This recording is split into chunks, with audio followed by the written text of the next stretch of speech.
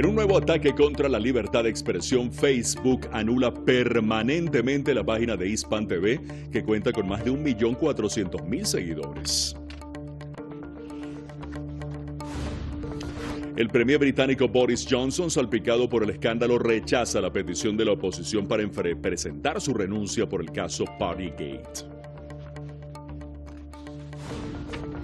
En Nicaragua, una nueva encuesta afirma que casi el 70% de nicaragüenses aprueba la gestión del gobierno del presidente Daniel Ortega.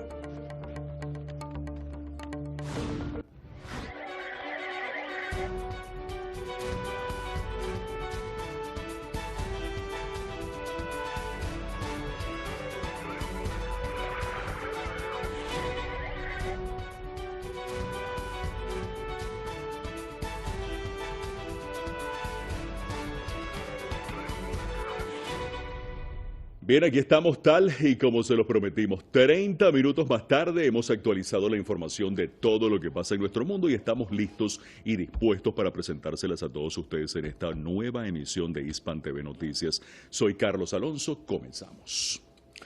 En un nuevo ataque contra la libertad de expresión, la red social Facebook ha eliminado permanentemente la página de nuestra cadena Hispan TV con casi 1,5 millones de seguidores, bajo acusaciones inverosímiles y sin fundamento. Desde el occidente, que presume de ser la cuna de la defensa a los derechos humanos, se realizó un nuevo ataque contra el derecho fundamental de libertad de expresión. La red social Facebook ha anulado permanentemente la página de Hispan TV, que cuenta con más de 1.400.000 seguidores. La causa de esta sanción, según Facebook, fue algo aún más sorprendente: compartir contenido pornográfico.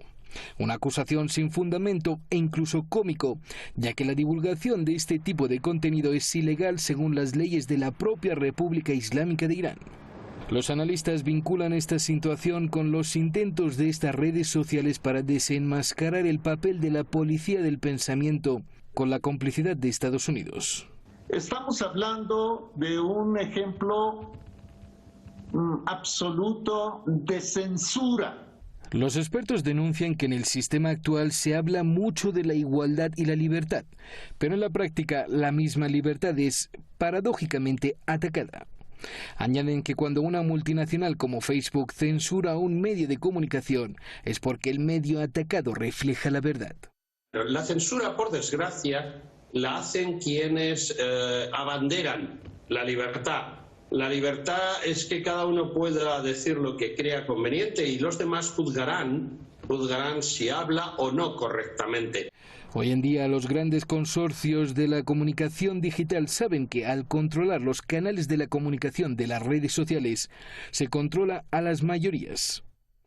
Muchos expertos coinciden en lanzar, entre otras estrategias, una lucha global contra la aplicación extraterritorial de las leyes estadounidenses. Se debe luchar a nivel internacional en contra de la aplicación extraterritorial de las leyes de los Estados Unidos. Porque Facebook, por ejemplo, está apoyada por las leyes de los Estados Unidos. Hispan TV, que ahora utiliza otra página alternativa, ha sido en reiteradas ocasiones objeto de la censura mediática de las multinacionales estadounidenses de tecnología como Google e Instagram, por haber cubierto noticias que revelan los crímenes que están ocurriendo en Palestina, Afganistán y Yemen, entre otros.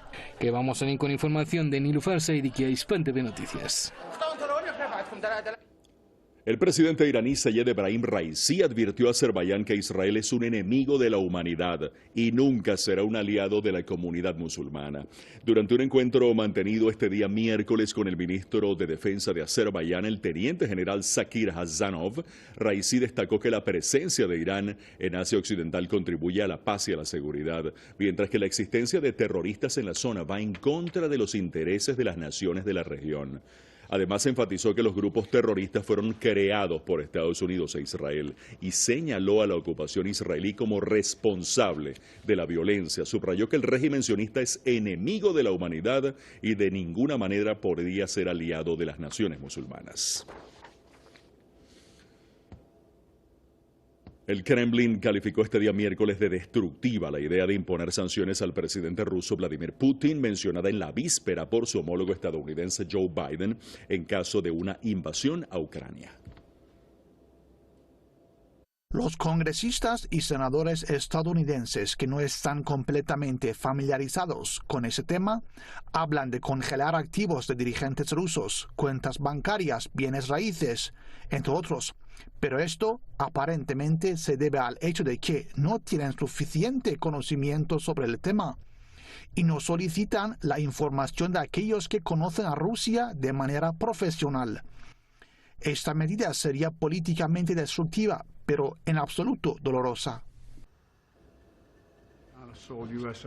Estas declaraciones de Dmitry Peskov tuvieron lugar después de que el gobierno estadounidense anunciara el día martes que estaba listo para sancionar directamente al presidente ruso Vladimir Putin, algo que sus antecesores evitaron.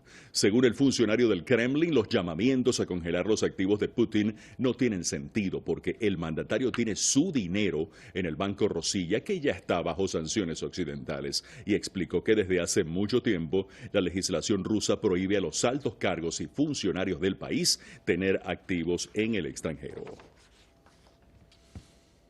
A la vez, Rusia asegura que tomará medidas necesarias y vengativas en caso de ausencia de respuestas por parte de Estados Unidos y sus aliados occidentales a sus propuestas de garantía de seguridad.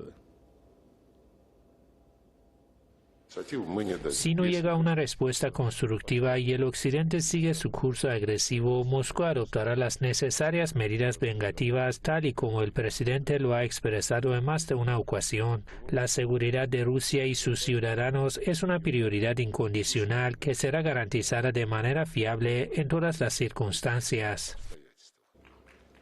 En su intervención ante los diputados, el jefe de la diplomacia rusa, Sergei Lavrov, subrayó que su país no dejará que Occidente liquide sus iniciativas en interminables discusiones. Dijo que la estrategia de prolongar los debates sobre los documentos presentados por Rusia es claramente visible, en concreto sobre los intentos de abandonar todo este tema en la Organización para la Seguridad y la Cooperación en Europa, conocida como la OSCE.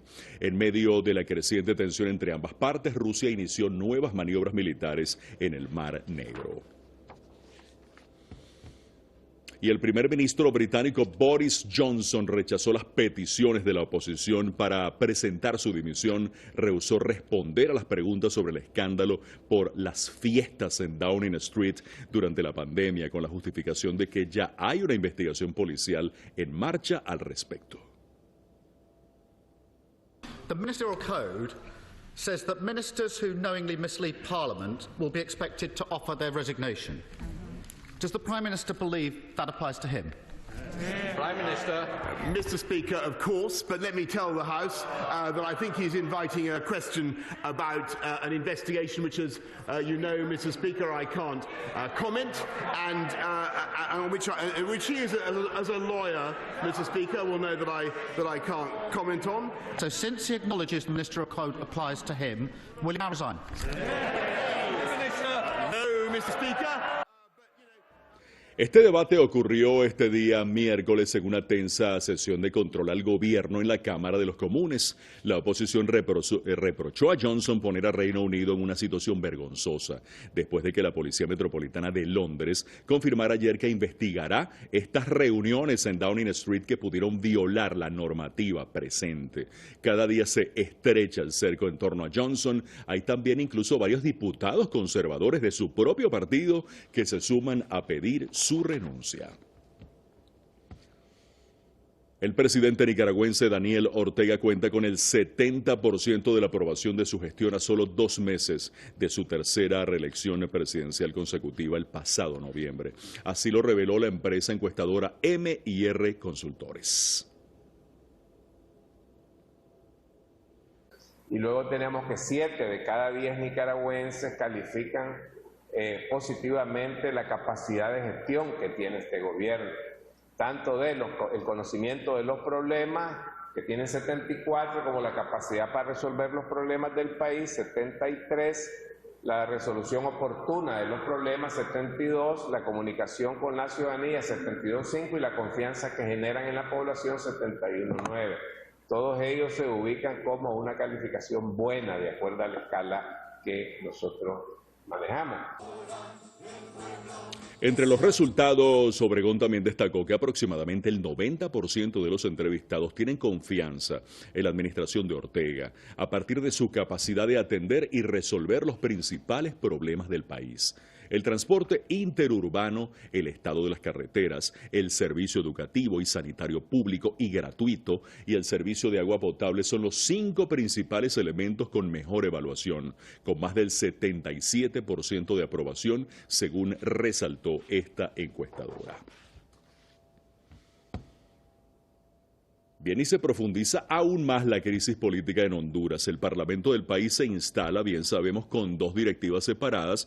Todo esto a pocas horas de la investidura de la presidenta electa Xiomara Castro, quien denuncia que una dictadura intenta secuestrar el poder legislativo en ese país centroamericano. Honduras cada vez más sumergida en la crisis. La instalación de 2 legislaturas paralelas en el país centroamericano, cada una liderada por distintos presidentes del Congreso, extendió el martes la crisis política.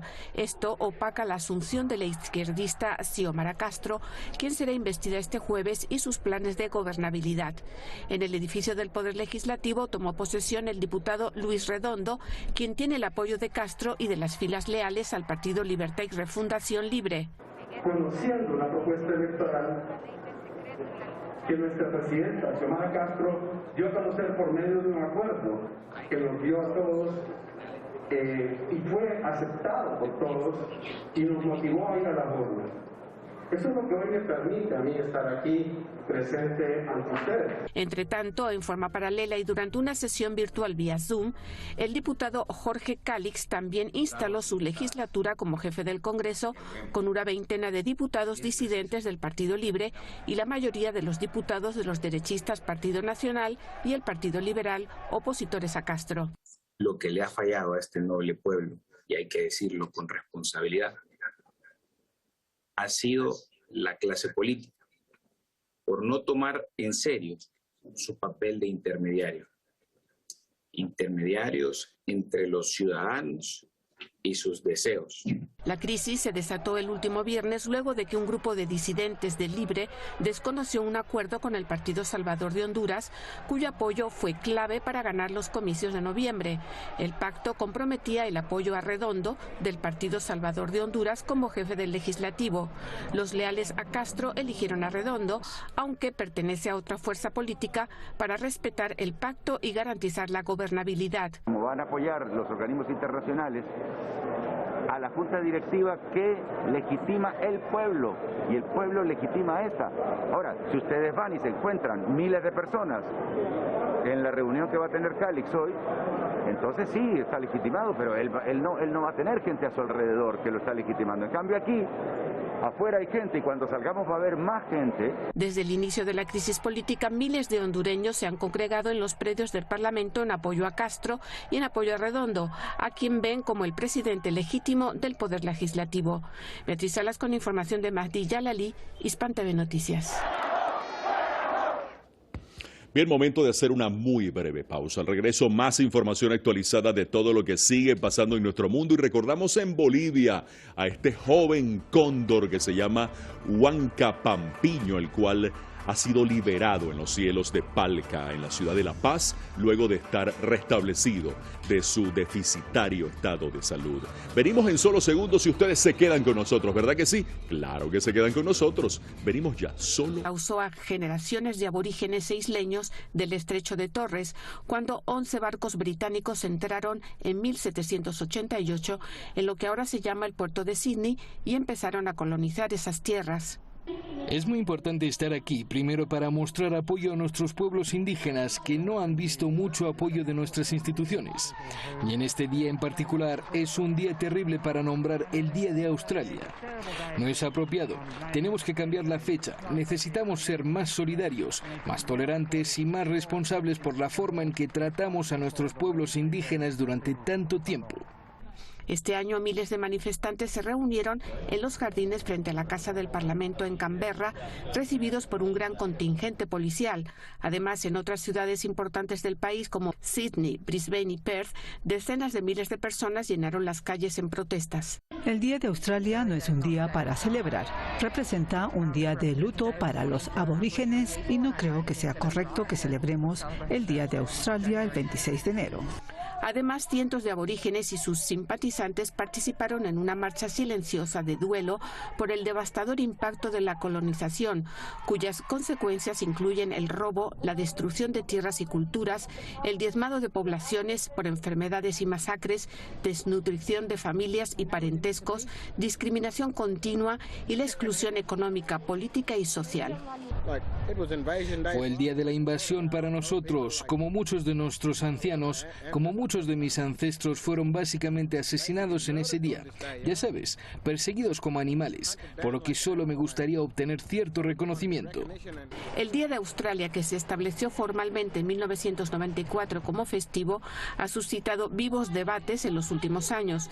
Sin embargo, muchos grupos se han movido para que se celebre en un día diferente que no esté ligado a la invasión colonial. Pero el gobierno conservador del primer ministro Scott Morrison y los seguidores de derecha defienden la celebración del 26 de enero. Beatriz Salas con información de Masa Rabipur, Hispan TV Noticias.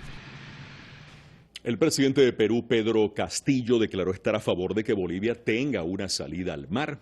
En una entrevista con el canal estadounidense CNN, Castillo confirmó que tener acceso al mar para Bolivia es un derecho de esta nación. Además, el jefe de Estado peruano destacó que se realizará lo que los pueblos pidan y agregó que se debe vivir en las fronteras para conocer las grandes necesidades. No obstante, en medio de todo esto, el mandatario peruano aseguró que su intención no es dar acceso al mar a Bolivia. Perú no tiene esta posibilidad, pues sería Chile quien debe acceder a la petición de Bolivia. Recordamos que Bolivia y Paraguay son los únicos países de América Latina que no tienen acceso soberano al mar.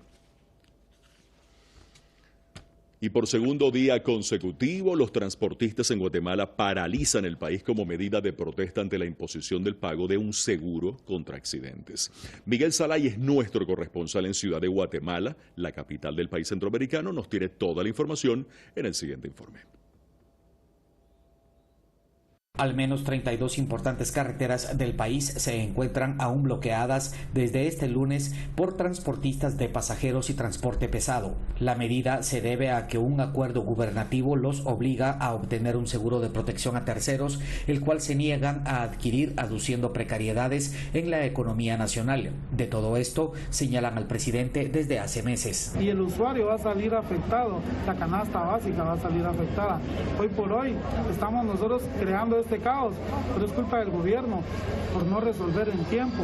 Estuvimos en muchas mesas de trabajo, muchas mesas de diálogo y no se nos quiso escuchar. La Policía Nacional Civil ha intentado desalojar a los manifestantes que permanecen en puntos estratégicos. Dicen que no darán su brazo a torcer hasta que no se derogue el acuerdo que los obliga a comprar el seguro. Pues ahora estamos dispuestos con todos los compañeros a estar aquí hasta que se arregle, o si no, pues amanecemos, si tenemos que estar 3 días aquí, 3 días tenemos que estar. Otro dirigente de transportes hace hincapié en que las empresas de seguros se aprovechan de la obligatoriedad para adquirirlo y los precios son impagables. Que quede bien claro, no estamos en contra del seguro obligatorio como tal, estamos en contra de que las aseguradoras se quieran hacer multimillonarias a costillas del transporte pesado. El sector privado organizado advierte de pérdidas incalculables en los primeros 2 días del paro general. Ha habido un fallo provisional de la Corte de Constitucionalidad y entonces le pedimos al Ministerio de Gobernación que haga cumplir el fallo y proceda a mover a las personas para que las vías estén libres. La urgencia de exigir un seguro para cubrir a terceras personas es la cantidad sin precedentes de accidentes que han dejado como resultado cientos de heridos y muertos por negligencia de los pilotos del transporte público. El 2021 cerró con 211 incidentes del transporte público de pasajeros de rutas largas, dejando como resultado 50 personas fallecidas y más de 200 heridos. El 95% de las unidades no contaba con ningún tipo de seguro. Miguel Salay, Hispan TV, Ciudad de Guatemala. Y bien, no cesa la violencia contra los líderes sociales en Colombia. Resulta ser que el Instituto de Estudios para el Desarrollo y la Paz, INDEPAZ, ha denunciado el asesinato de otro líder social. Se trata del número 11 en lo que va de año. Según el instituto, el suceso ocurrió en el municipio de Puerto Guzmán, en el departamento del Putumayo.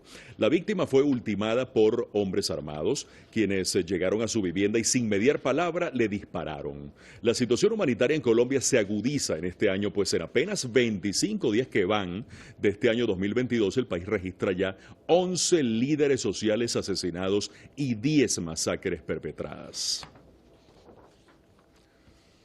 Los nuevos casos de COVID-19 en América alcanzaron su mayor nivel semanal desde que comenzó la pandemia en 2020. Según lo que anunció la Organización Panamericana de la Salud, América ha registrado más de 8 millones de casos de la COVID-19 en la última semana.